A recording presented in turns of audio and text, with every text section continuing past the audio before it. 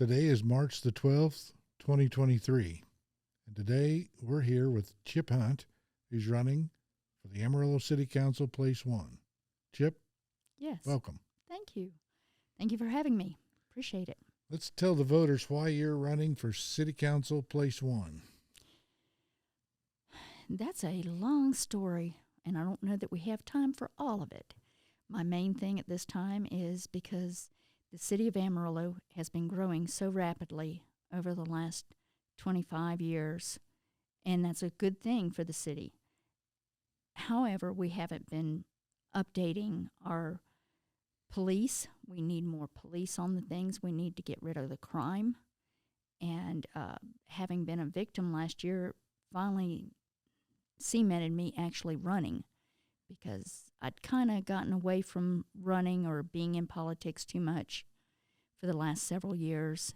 But after the incident last year, I thought, well, somebody's got to get in there and really, instead of sitting back doing nothing and being an armchair quarterback, somebody's got to get in there and see where we can do something different with our police force, get more police on the force, help the fire department, because of all the fires that we have. We're so spread out now that firemen can't get to everything in time. And so my main goals are to help the infrastructure of the city and finding the room in the budget to do that, stopping frivolous spending on things that we really need to wait on. They're not a need yet, they're just a want, and we need to wait on them until we get the infrastructure brought back up where it belongs. So it hit home. Mm-hmm. Yes. So you want to tell us what happened that made you? A person walked into my store on Palm Sunday last year, was trying to go behind my counter. I had gone to the back to get some displays. When I told him to leave, he beat me to death. He left me for dead. He broke 6 ribs, pouncing on my chest, and took a piece of crystal and smashed in the right side of my face, which fortunately is finally healing, but it's hard to see, but I still have several lumps all over my forehead and my face, and they make me more self-conscious than they do anything else. And it was a young man who we hadn't seen in our neighborhoods before. And we are on 6. We do see a lot of transients. We do have a lot of crime down there. We always have break-ins. So we've seen the crime, and I've got up and lived through it. And I decided that it was time that somebody really stepped up, and I can do that. I have a great deal of experience doing budgets. I've been doing them since I was 11 years old. I know how to differentiate between a want and a need for myself, for my own home budgets, my store budgets, my property management budgets, and I've been doing it all my life. So I can get in there and find where we need to get the money from. So you're a business owner. I have 3 businesses. I have 6th Street Antique Mall, Amarillo's Route 66 store, and GET Chip Hunt Properties. And I did sell real estate here for 30 years. So I've been a business owner for a very, very long time. So you know Amarillo then? I do. I am not born here, and a lot of people hold that against me, but that's okay. It's kind of like adopting a child. You can't have your own children. You go out and adopt a child. Does that mean you love it any less or that you care about it any less? Actually, most of the time you care about it more. Sure. And you chose to come here. I chose to come here. I had been here in 1980 and 82. My best friend had moved out here ahead of me and had been begging me to come out here. And I visited her in 80 and 82, and I fell in love with the place. It was a small town, but it wasn't a small town.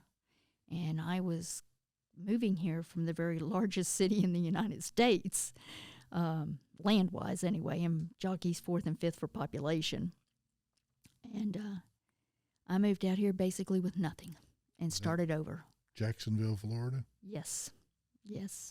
And How many people know that that's the biggest landmass city in the nation? not many, because people look at me real strange when I say that, but it is the truth. Yep.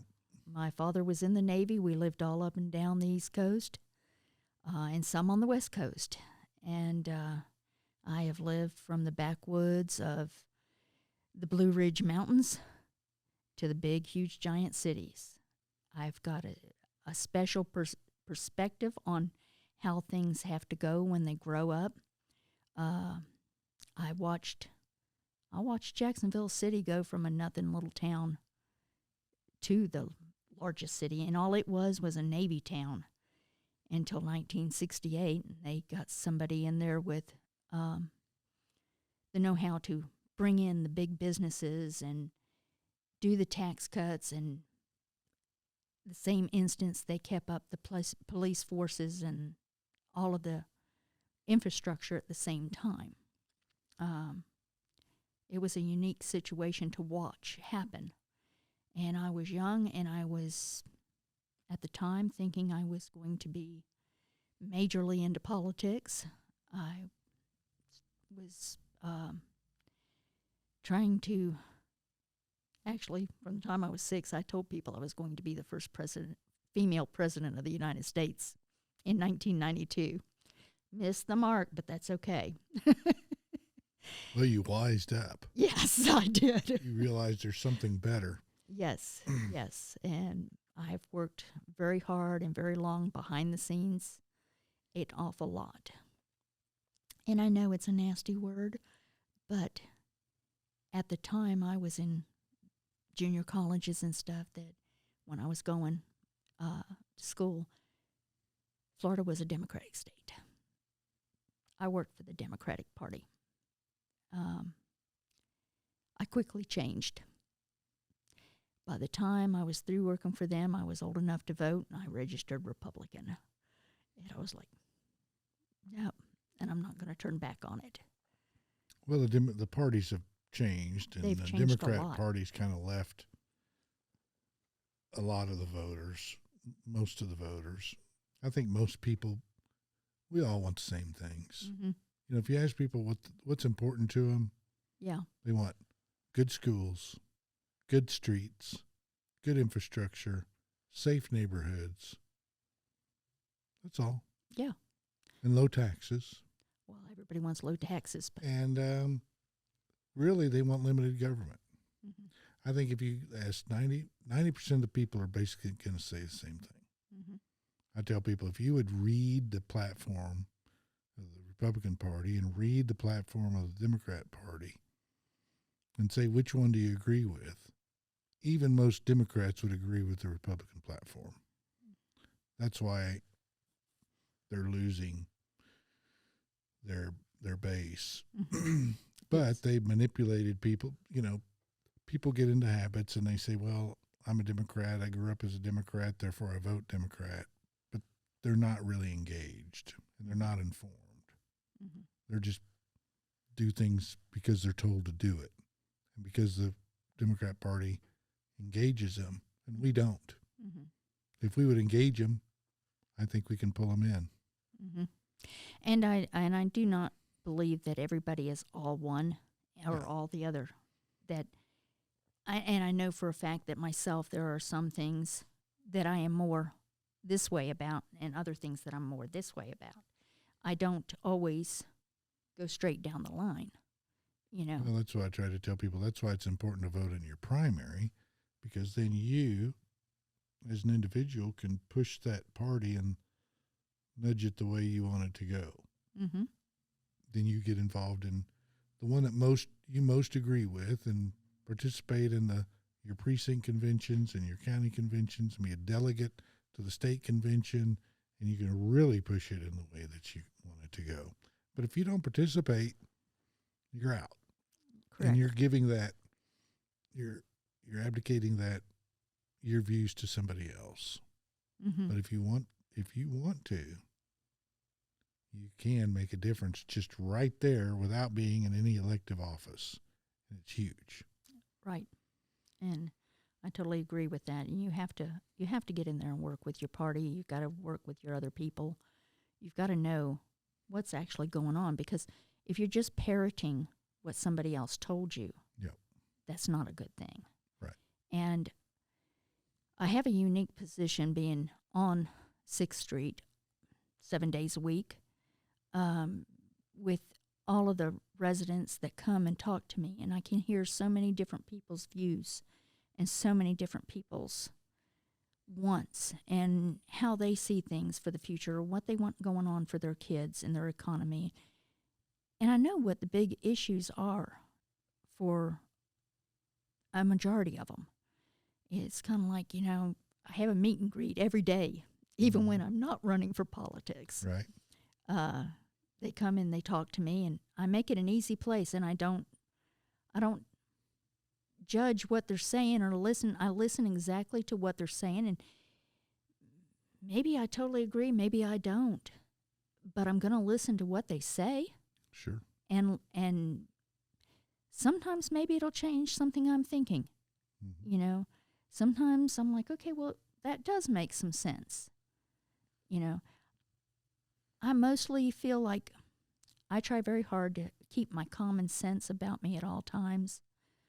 I don't know everything about everything, but I'm pretty good on knowing a lot. And I learn a lot, having grown up the way I did, moving every year and a half. You had to move to a new place and learn everything you could about that new place and fit in, or try to fit in. And that's kind of a unique way that I have, is that I can fit in. And I've always been able to take whatever on listening to people and doing things differently, or seeing things from another perspective. You had to learn to adapt Mm-hmm. to your environment. Yeah. Well, what I always tell people is politicians never have the answers. The voters have the answers. So you have to listen to them. Because all the solutions come from the people. Mm-hmm. Politicians have none. They're supposed to represent the voters. Right. So the voters who want to be involved propose the solutions, and hopefully the elected officials implement them. And what irritates voters is when they don't listen to them. Exactly. I totally agree. But I think it's changing. I think people are waking up and realizing that not voting has consequences. Mm-hmm. So you can see it with all the numerous candidates that we had file to run for office. I think that's a great thing. Mm-hmm. And we have a lot of good candidates.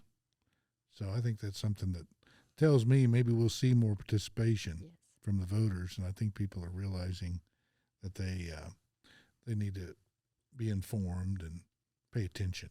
Yes, I've never believed that a candidate, incumbent or otherwise, should run unopposed. Right. Matter of fact, that's why I ran for office in 1998 against Jim Tipton. And I was like, he'd never had anybody run against him, and I was like, no candidate should run unopposed.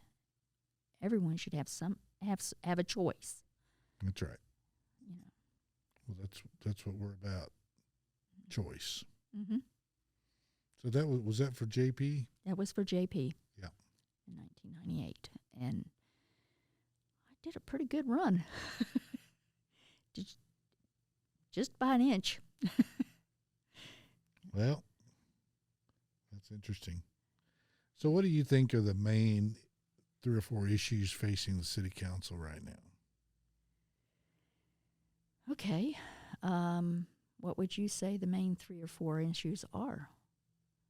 What are you considering is the main. I mean, I see a ton of issues out there. I mean, there's animal control in the city hall. There's the police, the fire. Yeah, you're trash. Listening from the people that you're listening to coming into your business. What are you hearing from them?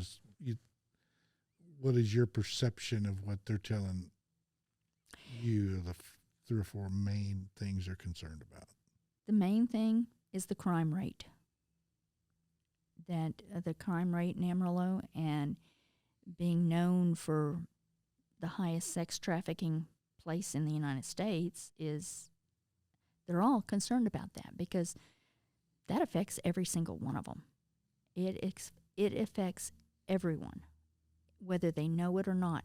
Just even the shoplifting, affects every single person, because it raises the cost of everything else. Exactly. It goes into the effect of raising the cost of everything else. Yep. It's just one minor component, but and it restricts businesses from wanting to come here. Exactly. The bigger the crime. It also restricts tourists. Yep. We need tourists. We need tourists to come in and spend their money and pay the sales tax and everything, so that we can give raises to the city workers and so forth and so forth.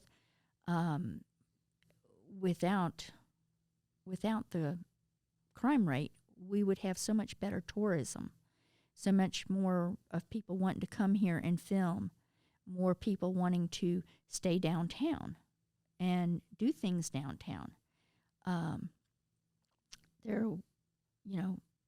Right now I see a lot of the tourists thinking that we're still the Wild West, and it scares them. I mean, when tourists are in my store and they keep going to the door to check on their car because some sketchy person had been wandering around out there, that's not a good thing.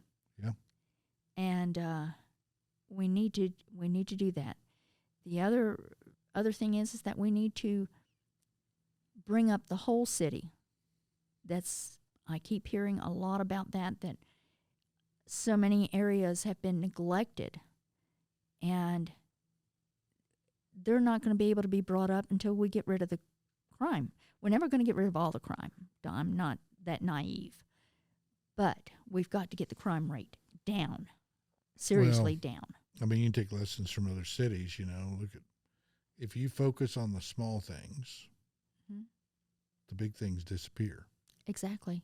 But when you don't prosecute, I don't know that it's necessarily how many police we have, but you have to get the court system on board to prosecute these petty crimes, small theft, things like that.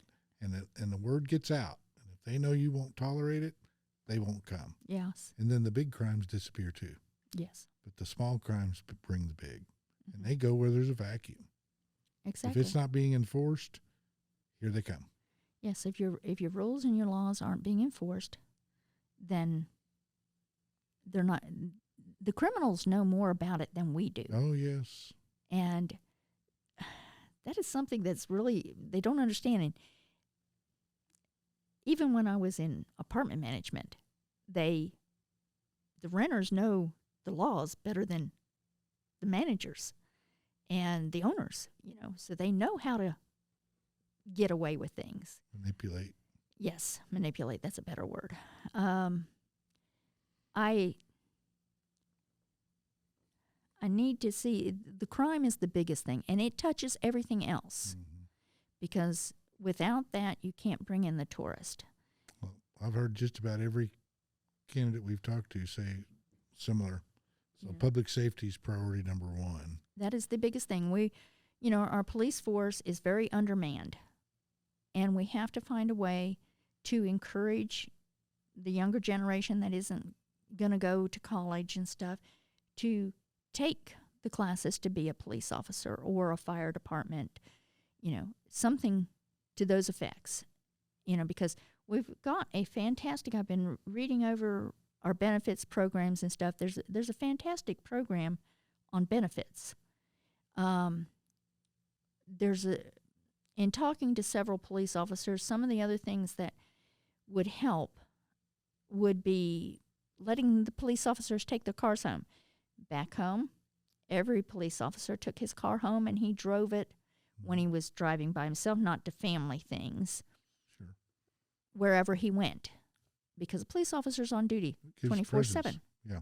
You know, and it makes it look like we have a much larger force when the police are taking their cars home. Well, DPS troopers take their cars home. Exactly. You know, and so you see them constantly, and you think it's a huge amount of people out there. You know, it's not just putting them on, and throwing money at them isn't just the answer. Right. Because if you're just throwing money at them, you'll get people who aren't really passionate about doing it. And if you're not passionate about doing a job, you don't do it well. Right. You know. So we have to look at some different ways to get some younger officers on there, good officers that really want to do the job.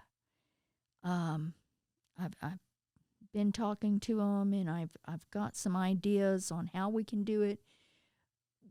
Big thing is budget. We're going to have to find some things and not do the budgets.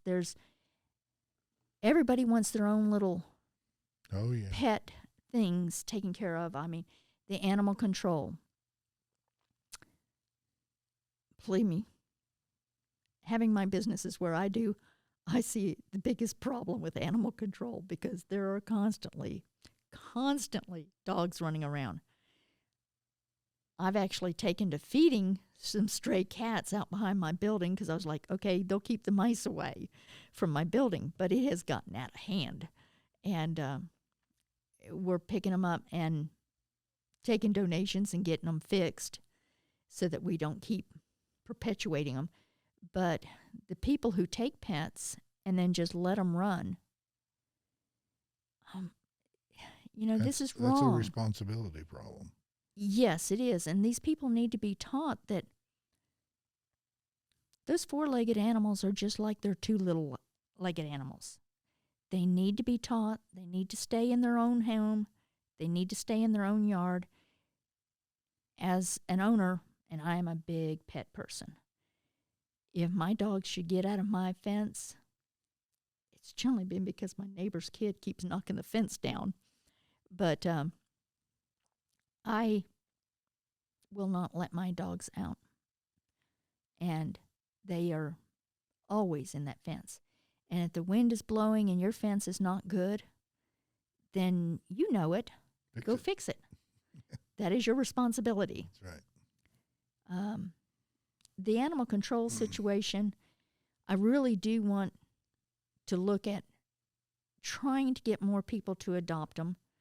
But again, just sending them out to be adopted, those are the same people who aren't taking care of them. We've got to set up something where maybe they can, before you're allowed to adopt, you have to take a test. Yeah. You have to take a course in animal behavior and taking care of your animals. One of my constituents has been saying to put a stop to building the new city hall, and honestly, she wants to put the animal control down there. Animal control does not need to be downtown. We don't need to spend another $30 million on a new animal control, but we don't need to spend another $30 million on the new city hall. The city hall we have, it's a want, not a need. Right. It may not be the fanciest, it may not be great, but it serves the purpose. But I don't. Well, I've been in it many times. I don't see anything wrong with that building. I don't see anything wrong with it. They've got building safety, right? Yeah. Why can't they fix it if there's something wrong? They're supposed to know everything. Well, I think it's. I think that'd be. If I they think need it to fix was, it, they should do it. And they were complaining about a ramp because when the governor came, there wasn't a ramp. But I'm like, he managed to get in, and it wouldn't be that difficult to take part of the steps and make a ramp. And at City Hall. Yeah, and I think there was some way to get in through the basement and go up the so elevators. City Hall is not ADA compliant. That's. But they're telling every business owner they have to make theirs ADA compliant. Yeah. What's wrong with that? Yes, I exactly. don't know, that doesn't sound right to me. It didn't sound right to me, but that's what again, that was hearsay. And I'm Well, not, you just take two people and grab I don't see both any sides ramps and when I go to City Hall, but I think there is a way in the basement and then up through the elevator. yeah, I think And gotta be. so, but anyhow, the City Hall I don't think was necessary, but I also don't think that at this point we can put a stop to it. Ground has been broken and construction's been started. We could And it's get it supposed to be finished and done in sell it. 120 days. I don't see how they can build it in 120 days. I don't either, but, depending on weather and Not stuff. today. I mean, I can't. It took me a year to get roofing material. Oh, wow. So Yeah. maybe they have better contractors. Yeah, I don't know. And, but I haven't looked into as much of that as I have looking into the crimes and stuff, because no matter if you build a fancy building, they're not going to come if it's not safe to come down there. Well, my concern about building new buildings is then you've added all that maintenance cost in the future. Mm-hmm. My problem with it is that you're tearing down perfectly good historic Exactly. buildings. Right. And this is a thing I have seen in Amarillo since I've been here, that they have always just torn down perfectly good historical buildings. Several years ago, they should have gotten behind Mr. Goodman and gotten the herring fixed, helped him with it when they were wanting the location of where it's sitting for the art center and the civic center. I mean, you walk across the street, the library's right there. Yeah. I mean, everything is right there. That hotel is one of the most famous hotels in the country, and it should have been brought back up and fixed long before anything that you have to drive to or take a little Uber over from, that's 6 or 7 blocks away. Because in this day and age, people don't want to walk 6 and 7 blocks. Personally, I can't. Well, not in Amarillo, but most places they don't have a problem with it. Well, a lot of places they don't, but here they do. And me, health-wise, I can't. I will pass out. And so I have to drive my little car, and so we do need more parking since we have put in Hodgetown. There's not the parking. I mean, I wasn't that against us having a ball field. I didn't see the sense in it being downtown. Right. It could have gone out there where Bivens Stadium is and made a big, huge stadium out there with the fairgrounds, and could have been much more useful out there. And it would have already had a lot of parking, and people come out there all the time for all sorts of things. Yeah, I think a lot of people question why the county and the city doesn't work a little closer together on some of these things. So a lot of redundancy. Yes, and we need to work a little bit closer on a lot of it, and because the county the county is just as affected by everything that happens in Amarillo outside of the city limits as there is inside the city limits. Well, and then you have both counties. You have Randall and Potter. Exactly. So you've got both of those groups, and the city of Amarillo should come together, create a commission, say, here's how we can solve these problems efficiently, and put things in a place that's convenient for everybody, and that maybe people driving down the highway could see. Yes. Yes. And I know that it's probably not a good thing to say.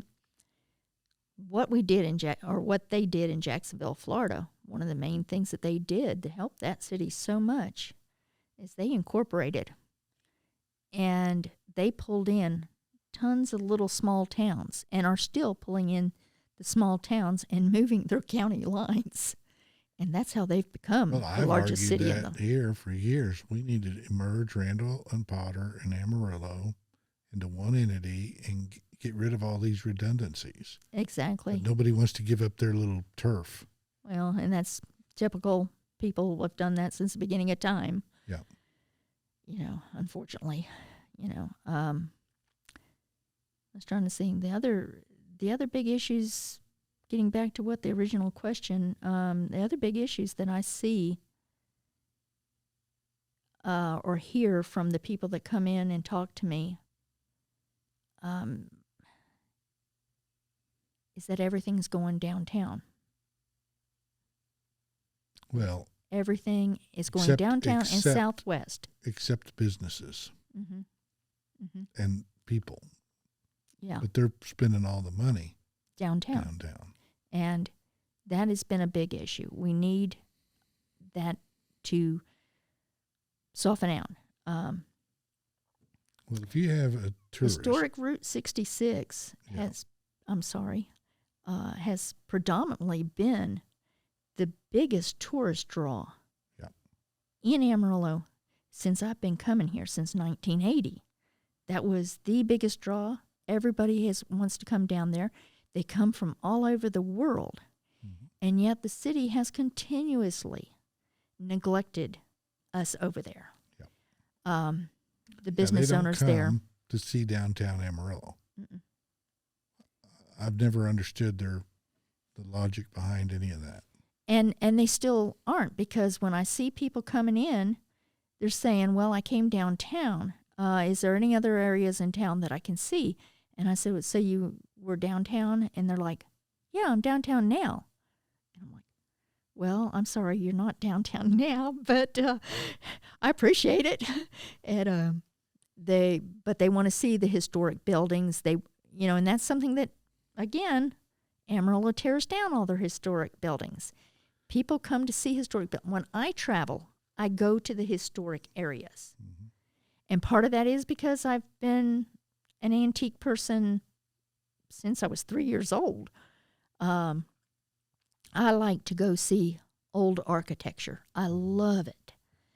And most people are coming to see it. And when they're coming to see Historic Route 66, they're wanting to see, that's from the 20s. They're wanting to see the historic stuff. They're not wanting to see brand new stuff that they can see at home. Right. Well, I've never understood. And I've had this conversation with people at the city, and they just look at me cross-eyed. But why don't you focus on what makes Amarillo unique?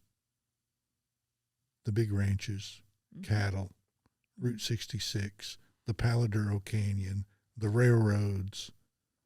Yeah. That's why we're here. Yeah, I was so sad when the city bought the Santa Fe Depot, because I know that Mr. Wolfram was trying hard to buy it. He was close to coming to terms to buy it. He'd hired an engineer to look at it. He'd hired appraisers, everything, and he would come to the store, and we would sit there and draw out plans on it. Like bringing the engine back and making a little 2 rounders at each end of the lot and putting a piece along the engine for people to stand on and run that engine as a little ride up and down the lot so people could ride along the edge of the engine and use it for raising money and put the Santa Fe Depot back to the way it was in the 20s when it was there. Mm-hmm. And he was gathering up all the stuff that had originally came out of it to put it back and restore it to its glory and make it a nice little railroad museum with rides on the railroad. Things like that should have been left alone and let him do those. Yeah, I remember talking to Walter about that several years ago, and I said, of course, I grew up, and when I was 14, I ran the largest steam association in the country. Okay. But because I'm fascinated with steam engines and that sort of thing. But why not run a track out down along the rim of the Palo Duro Canyon, and you could turn this into the destination in America. Mm-hmm. I mean, it might cost you a little bit, but it's just not that hard to put in railroad tracks, really. No, and I'm sure one of the railroad, I'm sure you could Burlington or get, somebody would. yeah, there's some old lines around that aren't used much anymore, but it wouldn't have to be super long. Mm-hmm. But something like that would really put Amarillo on the map. Mm-hmm. Instead, they build a baseball thing. Yeah. Baseball's dying. I mean, it's just, they can get that anywhere. Yeah. I mean, I'm not denigrating baseball, but I just don't think that's what fits. When I think of Amarillo, that baseball doesn't come to mind. No. Cowboys and Indians still come to mind. Big ranches, big cattle, ranches, big cowboys, Mm-hmm. the Old West, the last battle of the Palo Duro, Indian Wars. There's so much history here. And we have enough it. and we have enough drama people that we could put on little shows along historic Route 66, like gunfight at OK Corral, or gunfight at Route 66. There's all kinds of things, and there's all sorts of different ideas we could do around here to build it up. But as long as we have the crime rate we have, we can't do that. And I want to see us do all the neighborhoods to draw, okay? Like Bones Hook Park really could be, we could really do a lot with that, and that community loves that park, but it's in such bad disarray and it needs to be brought back up. We could also, a lot of these neighborhoods, the economically challenged neighborhoods, they have to travel outside of their neighborhoods a good distance to get to grocery stores, and they're just not there. And maybe we can't get like a grocery store there. A lot of it's the people who put the grocery stores in say it's because there's too much crime there. That's why. And so we bring the crime down, we put in. Why can't we start with a flea market? I mean, not a flea market, vegetable market, farmer's market. Mm-hmm. We've got a farmer's market downtown. We've got one over on 10th. Why can't we get the farmers to put up, little farmers markets in some of these neighborhoods? And that could start. That's how a lot of the grocery stores started to begin with. Well, there's a lot of vacant land over there in North Amarillo. You could get the community to put one in, and they could raise the produce, sell it to the public, and raise the money to improve the neighborhood. Exactly. And we've got a lot of the little neighborhood associations started up. We've got the Senja Center Neighborhood Association. We've got the Heights Neighborhood Association, the Barrios, and I think we have started the East Ridge, but I'm not sure. What I'd like to see is you take these community organizations and they need to produce something in their own money to generate revenue that creates value. Right. And you have to earn your money, and then people will participate.